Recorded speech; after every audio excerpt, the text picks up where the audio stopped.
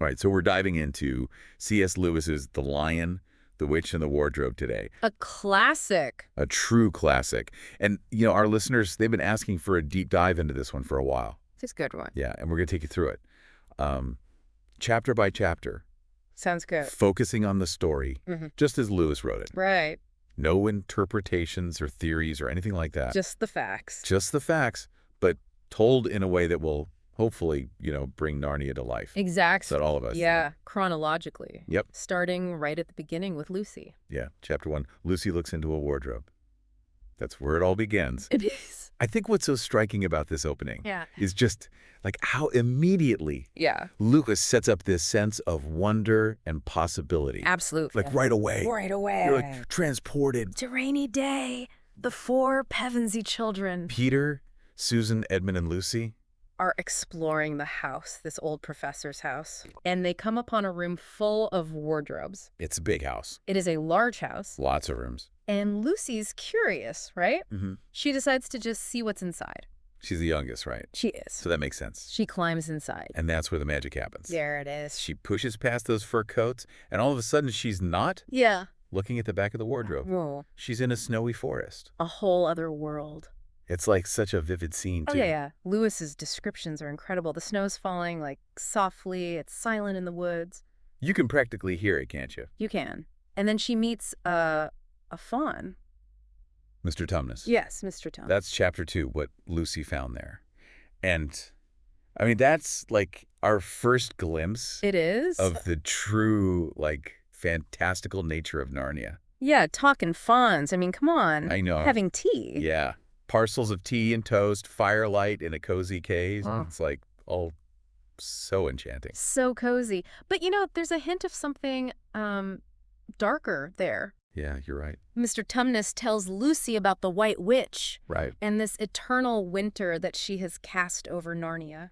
Always winter and never Christmas, he says. Christmas, yeah. That's awful. Yeah, it's like the sense of unease. For him. Yeah, something's not right. Out of balance the world is. But for now, Lucy's safe with Tumnus. He plays her a lullaby on his flute. Oh, I love that detail. So sweet. And then he lets her go back to the wardrobe. So she goes back, and that brings us to chapter 3, Edmund and the Wardrobe.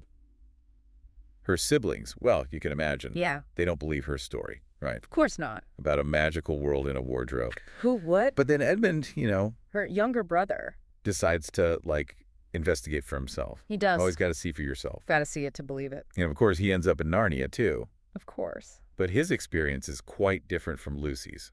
Oh, yeah. He meets the White Witch. Oh, boy. Not a fawn having tea? No tea and toast for Edmund. No, she tempts him with something much more dangerous. Sinister. Sinister, yeah. Enchanted Turkish delight. Chapter 4, Turkish Delight. Man, that's where we see the witches, like true colors. Yeah, she's manipulative. She's manipulative. And she really plays on Edmund's weaknesses. His desire for sweets and his, resentment towards his siblings. She promises him power. And treats. If he betrays them. It's like such a classic story, It is. of temptation and betrayal. Yeah. Like Edmund. He's just, blinded by the candy. Yeah, and his own selfishness. And he agrees to her plan. And just like that, The conflict begins. the whole story is set in motion. Yeah, It's wild. it is. And then chapter 5, back on this side of the door, focuses on the growing tension between the siblings. They're fighting Yeah, Lucy's trying to convince Peter and Susan. about Narnia. Yeah, but they're skeptical, especially since... Especially since Edmund's denying it. Yeah, exactly. He's like, nope, I didn't see anything. I love how Lewis uses this chapter to Highlight the, theme of belief versus disbelief. yeah. You have Lucy who's got this innocent faith. She knows what she saw. Yeah, and then you've got her siblings who are Much more rational. yeah, and skeptical and They need proof. and then just when it seems like Narnia might remain a secret forever. Right. Chapter 6, Into the Forest, all four of them 4 of them. end up in Narnia. Get pulled in. Yeah, drawn in by the magic of the wardrobe. It's like it was calling to them. Yeah, and this is where I think the real adventure begins. It does. Because now they're on their own Totally. in this strange and dangerous land, and they have to And to rely on each other. figure it out. Yeah. You got to work together. But they're not totally alone. No, they're not. In Chapter 7, A Day with the Beavers, they meet. Mr. and Mrs. Beaver. Mr. and Mrs. Beaver, who are like their guides. Yeah, they're protectors. Yeah, I love the beavers. They're great. They're so warm and hospitable. And full of wisdom. Yeah, and they know all the secrets of Narnia. They've been around. They have. And they reveal this crucial piece of information. Yes, the prophecy. About the 4 humans. 4 humans. Who will one day defeat the White Witch. A White Witch. And become the rulers of Narnia. The kings and queens. Right. So that's a pretty big deal. Pretty big. And they tell the children about Aslan. Aslan, the great lion. The true king of Narnia. Yes. He's their only hope. So even in the midst of all this danger. There's this like glimmer of hope. There is. You know, they have a mission now. Mm-hmm. They have a purpose. They've got an ally. And they've got this powerful ally waiting to help them. That's right. But they still have a long and perilous journey ahead of them. Oh, for sure. And with Edmund, you know, Uh-oh. under the witch's influence. Yeah, that's a problem. The stakes are, like, super high. Higher than ever. It's a race against time, really. And the fate of Narnia hangs in the balance. The fate of Narnia hangs in the balance. They're heading to the stone table to meet Aslan. Right. But in Chapter 8, what happened after dinner? Oh, boy. Edmund slips away. And he heads straight for the White Witch's castle. He's still under her spell, isn't he? Yeah, he is. Still thinking about that Turkish delight. Makes you wonder what was in that stuff. I know, right? Like, what was she putting in it? Powerful magic. Powerful magic, for sure. But it's a tense chapter, you know? Yeah, it is. You see him really betray his siblings and the beavers. Yeah, he's only thinking about himself at this point. Just wants those rewards he thinks the witch will give him. Thinking she's going to make him a king or something. Yeah, something like that. But the witch is furious. Oh, yeah. Because her sled. Pulled by those wolves. Those monstrous wolves. Can't move. Can't move through the thawing snow. It's melting so fast. Yeah, and it's like the first sign that her power is waning. Aslan's arrival is already having an effect. Like, even his presence is changing things. Just like that. And then in Chapter 9, in the witch's house, we see just how cruel she can be. Oh, yeah, she's awful to Edmund. Treats him terribly. All those promises turn into threats. It's a chilling scene. It is. You start to see what Edmund's betrayal really costs. Yeah, not just for his siblings. No. But for himself, too. He's trapped, you know. In a nightmare. Yeah, of his own making. Exactly. But then there's hope. There's always hope. In Chapter 10, the spell begins to break. This is a good one.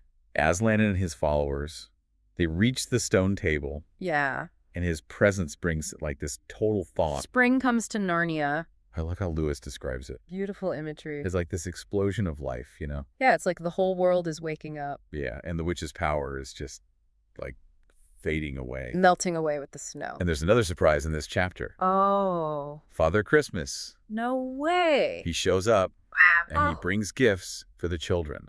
I know, right?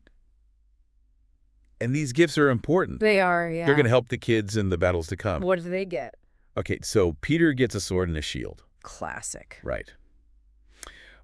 Susan gets a bow and arrows and a magical horn. Ooh, a magical horn. I know. And Lucy, What about Lucy? she gets a healing cordial and a dagger. So each gift is like suited to them. Exactly. It reflects their strengths. And what they're going to do in the fight. Yeah, I love that. Lewis thought of everything. He did. And then chapter 11. Aslan's camp. Yeah. It's just full of anticipation. You know, the calm before the storm. Yeah, like the Narnian forces are gathering. Getting ready. Getting ready for that final confrontation with the witch. It's exciting. It is, but it's also kind of scary, you know? Yeah, there's a lot at stake. Yeah. This is where we really see who Aslan is. Yeah, we see his character. He's wise, Compassionate. but strong. A true leader. Yeah, he inspires everyone around him. And then, Teaches first battle. here we go. Edmund gets rescued. That's good. But the cost is high. What happens? Aslan, Yeah. he makes a deal with the witch. Uh-oh. He's going to sacrifice himself to save Edmund. Oh, wow. He's such a powerful moment in the story. I bet. So much sorrow, so much sacrifice. But it's for the greater good, right? Yeah. He's saving Edmund. And all of Narnia. It's a beautiful illustration of love and a redemption. And then what? Well, Chapter 13, Deep Magic from the Dawn of Time. Hmm. The witch and her followers, they take Aslan to the stone table. Yeah. They mock him.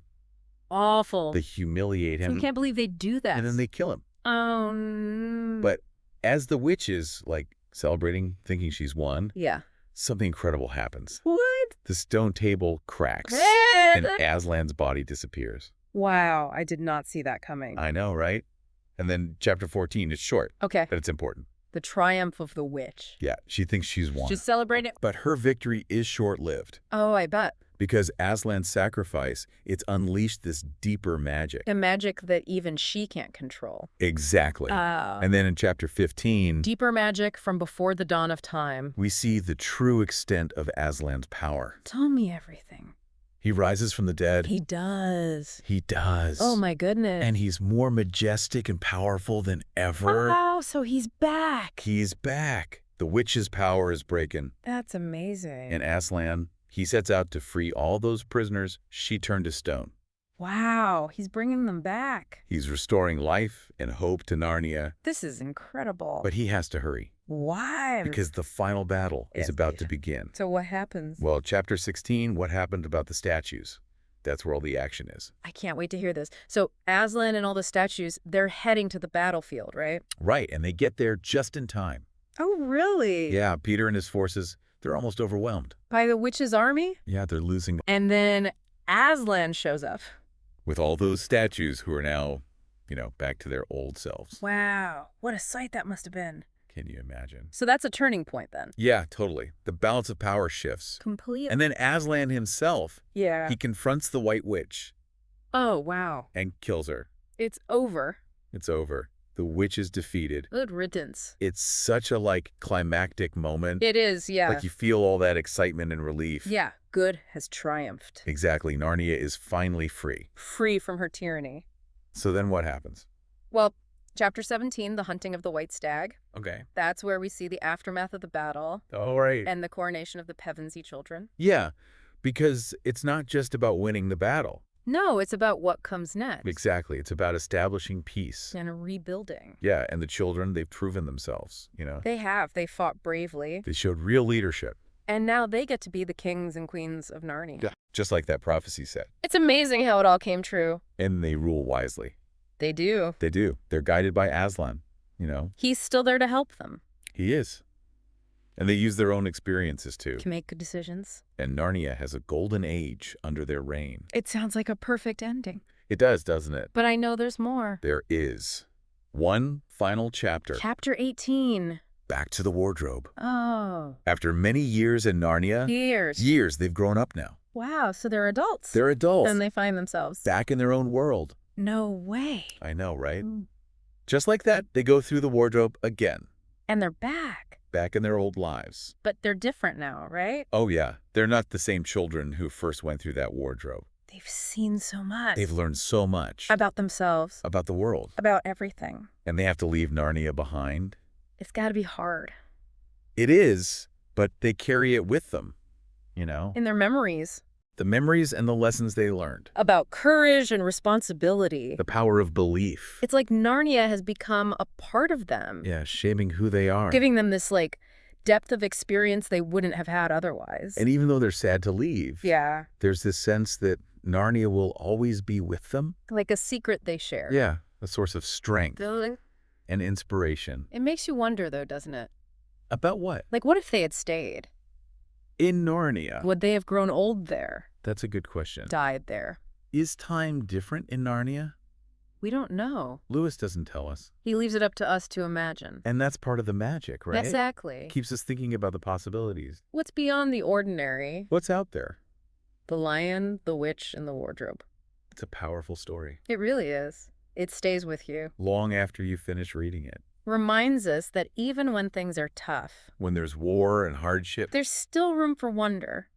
For adventure. For good to triumph over evil. And that sometimes the most ordinary things Like a wardrobe. can lead to extraordinary experiences. So well said. It's been a real journey It has. exploring Narnia with you. I've enjoyed it. Thanks for joining us, everyone. Until next time. Keep exploring.